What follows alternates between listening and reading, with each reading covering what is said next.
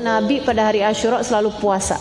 Tapi di masa terakhir hidup beliau lihat ternyata yang puasa hari Asyura bukan cuma orang Islam, orang Yahudi Madinah juga ternyata pada puasa.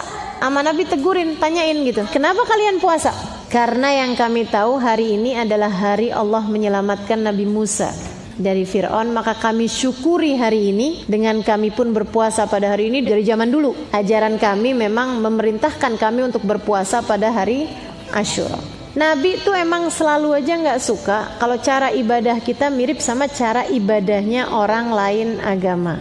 Apa aja dibentuk cara beribadah ya, mirip-mirip sama cara beribadahnya orang non-muslim, Nabi gak suka. Jadi begitu tahu bahwa orang Yahudi pun berpuasa pada hari Asyura, Nabi bilang, "Lau adraktu sanatil atiyah," kepada para sahabatnya tentu saja, "Lau adraktu sanatil atiyah lasumtu mal Asyura at-tasu'a." Kalau umur saya nyampe 4 tahun depan, bukan cuman tanggal 10-nya yang saya mau puasain, tapi tanggal 9-nya. Biar puasa kita nggak sama puasanya Yahudi. Itu bulan Muharram, sofarnya Nabi Muhammad udah sakit.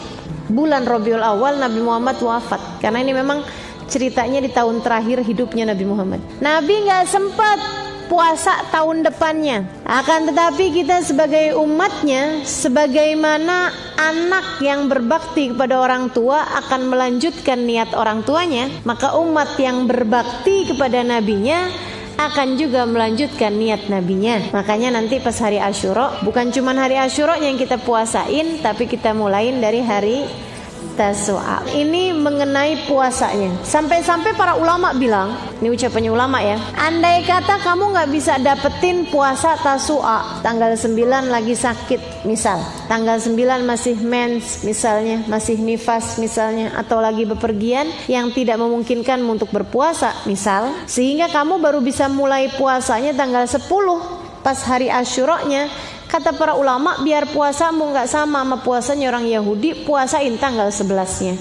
Biar puasanya tuh gak sehari, agar puasa kita gak samaan sama mereka yang bukan muslim. Ibu-ibu, teman-teman, saudari-saudariku sekalian yang saya muliakan, ini bicara tentang puasa. Selain daripada itu, apa aja kebaikan-kebaikan yang bisa kita lakukan pada hari tersebut?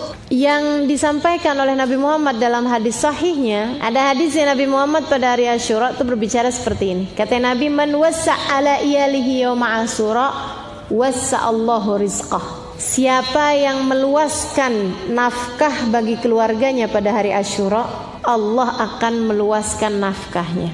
Dalam satu riwayat, Allah akan meluaskan rizkinya sepanjang tahun.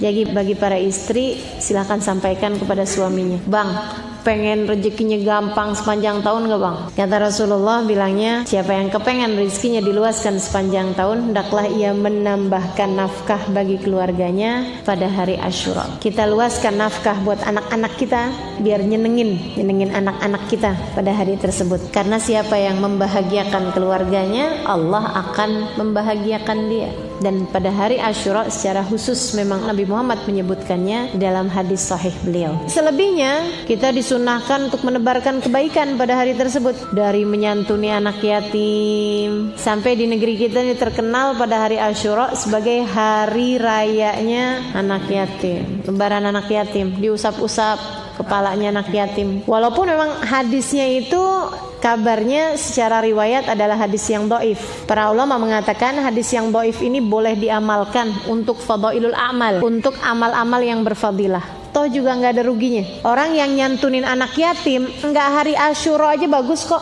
Hari apa aja kita sekarang mau nyantunin anak yatim bagus. Apalagi pada hari Asyura memang adalah merupakan hari yang dimuliakan Allah. Hari Allah mengaruniakan karunia. Kalau kita kepengen banyak dapat karunia Allah, maka kita tebarkan kasih sayang dan karunia di atas muka bumi ini. Pemikirannya seperti itu. Dan juga pemikirannya, pada hari tersebut itu kan kita sunnah memberikan nafkah bagi anak-anak kita, menambahi. Kayak yang tadi yang disebutkan dalam hadis sahih ya, itu ya. Siapa yang meluaskan nafkah bagi keluarganya pada hari Asyura, Allah akan meluaskan nafkahnya. Masalahnya sama anak-anak yatim, siapa yang akan meluaskan nafkah mereka? Karenanya kemudian pada hari tersebut alangkah sangat baiknya jika kita kemudian menambahkan amal ibadah kita dengan menyantuni anak-anak yatim, selain daripada kita memberi hadiah dan menambahkan rizki, namakan nafkah bagi keluarga kita.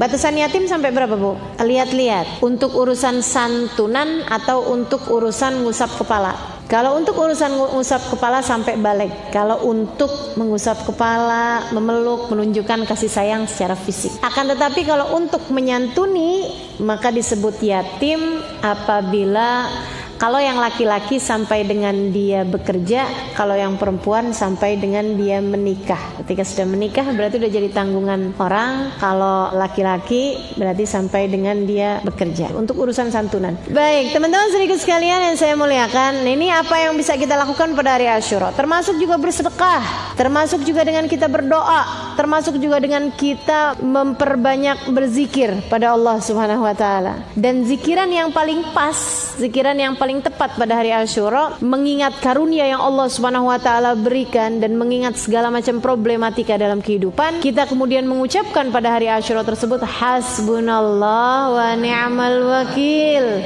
ni'mal maula wa ni'man nasir. Cukup bagiku Allah, wa ni'mal wakil, dialah seindah-indah zat yang diserahi, ni'mal maula, dia adalah seindah-indah pemelihara, wa ni'mal wakil, dan merupakan seindah-indah penjaga, seindah-indah wakil, wa ni'man nasir, seindah-indah penolong. Hasbunallah wa ni'mal wakil, ni'mal maula wa ni'man nasir. Silakan baca itu zikir tersebut pada hari Asyura sebanyak 70 kali.